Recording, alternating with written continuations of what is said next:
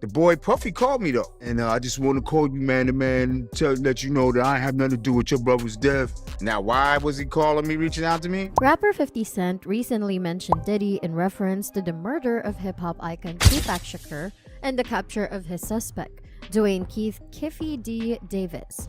The candy shop rapper advised Diddy that it's time to lawyer up as the inquiry into Tupac's death approaches a critical point in what appears to be a trolling attempt. Let's investigate more of it. The claims made by Tupac's brother regarding a phone conversation he alleges Diddy made to him several years after the West Coast rap legend's passing are startling. The founder of Bad Boy Records, who signed Pac's adversary, the Notorious B.I.G., to his imprint, hit his line in the 2000s to deny any involvement in his brother's 1996 death. Mopreme Shakur recently remembered to the Art of Dialogue. But the boy Puffy called me, Shakur said. I was contacted by Puffy in the past. I just want to know I ain't had nothing to do with your brother's death, he said. We've never met, but I am aware of who you are. I simply wanted to call you one-on-one and let you know that I had nothing to do with the passing of your brother. Then, according to Mopreme, the Los Angeles Times wrote a piece at the time that claimed Diddy was responsible for Pac's demise. He claims that the music mogul appeared sincere during the call, but he still desired further details regarding the incident. Well, see, I informed him, adding that I appreciate the call but that the truth hasn't yet come out. At the time, I sought out every piece of knowledge I could find. Although I did hear what he said, things have been so crazy. You won't know which direction to go until you have additional knowledge. He might have been serious, or he might have been attempting to cover his ass. The Times later withdrew the piece in 2008, noting that it had heavily relied on information that it no longer found credible. Additionally, Dwayne Keefe D. Davis, who was detained earlier this month and accused of killing Tupac Shakur, was not mentioned in that article. Mopreme acknowledges that it has been difficult to uncover the truth about Pac's passing, and that he is unsure of how to interpret Diddy's phone call to him. But for what it's worth, Keefe previously asserted that Diddy was organizing the event secretly. If he is truly put on trial for killing Tupac, it's unknown what he will say in court at this point. Whether Diddy's involvement is true or false, 50 Cent doesn't seem to care and continues to rile up his audience on stage and via social media. Mopreme, Tupac's brother, also discussed the likelihood that Diddy was responsible for the demise of Tupac in a different interview.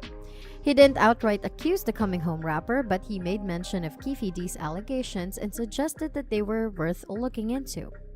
I'm not required to do anything. Keefe D included Diddy's name in his statement. A position for law enforcement is required. Will they carry it out? Considering that everyone believed Pac was crazy back when things were bad, it does feel like he is being vindicated, Mopreme said during an interview on Comedy Hype. He may not have expressed it correctly, but that doesn't mean he was wrong. He continued. Mopreme previously discussed Keefe D's arrest and how it caught his family off guard. There are a lot of reasons why it's bittersweet. It was obviously 27 years ago, but it didn't have to be this way. It wasn't necessary at all. My brother's absence must be accepted as reality, stated Mopreme. It's not over yet. We still need to check for our collaborators. We must still choose the purpose. Keefe D had, in the words of The Sun, openly mocked the prospect of justice for many years, before he was detained as a suspect in Tupac's slaying.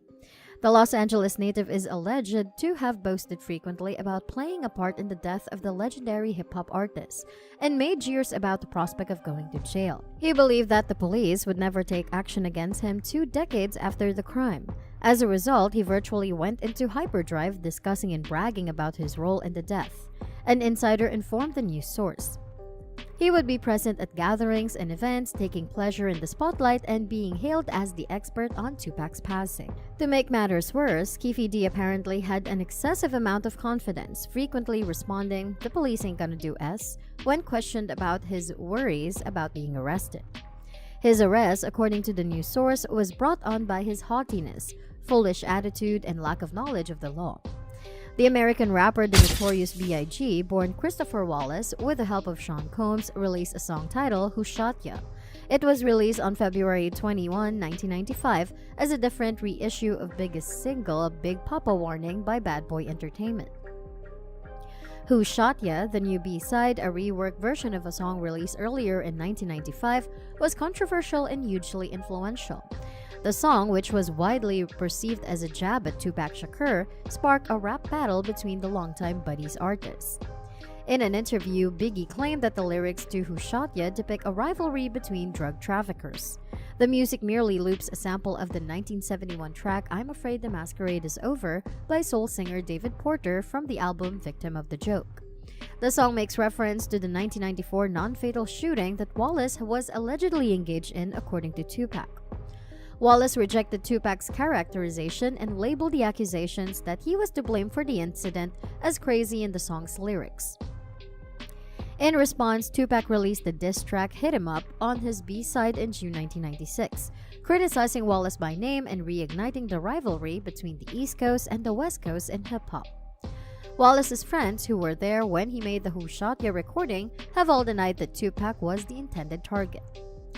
One of the images that went viral during the infamous Mike Tyson fight in Las Vegas, where Tupac was shot and killed on September 7, 1996, was from the 50s Post. Keefe D alleged that he did not receive the $500,000 that Puff Daddy allegedly promised, but Puff Daddy has not yet answered. Although it appears that the producer of Bad Boy Records may have had a hand in it, the official line from the police is that Tupac Shakur's attack on Keefe D's nephew at the MGM fight led to Orlando Anderson being singled out as Tupac's murderer. In his confession, Keefe D further asserts that the cause of the incident was Anderson's theft of a chain from a death row associate months prior to the fight. Keefe further alleged that he handed a murder weapon to his nephew because of the location of Tupac's black BMW. According to Rolling Stone, retired LAPD detective Greg Kading, who is well-versed in the murder case, stated that they're going to need very credible substantiating witnesses. They would have to say, I was there when I heard him make the solicitation, or I was there when the money got paid. And it was very clear that the money was designated for this purpose, or I delivered the money. I don't know if those people are real or not. In addition, she added, I've always offered a qualifier to the whole Puffy Combs relationship. Puffy is not constructed like Suge Knight, and I don't believe that Puffy genuinely intended to kill either Tupac or Suge. I'm not a fan of Puffy. He isn't a killer in my opinion. Mo Preem and the rest of the family are now hoping to receive some sort of closure and justice as the arrest of Keefe D throws new light on the case. In the interview, Mo Preem says that up until lately, police enforcement hadn't gotten in touch with the family. Furthermore, they were caught off guard by the raid on Keefe D's residence in Las Vegas, which rekindled their interest in cracking the case. The prolonged lack of contact from the government is upsetting and serves as a reminder of the years of uncertainty and annoyance endured by the Shakur family. We'll return with additional details and videos. Please remember to like the video if you thought it was informative and helpful. Please leave your comments, subscribe to our channel, and check back for more thought-provoking videos.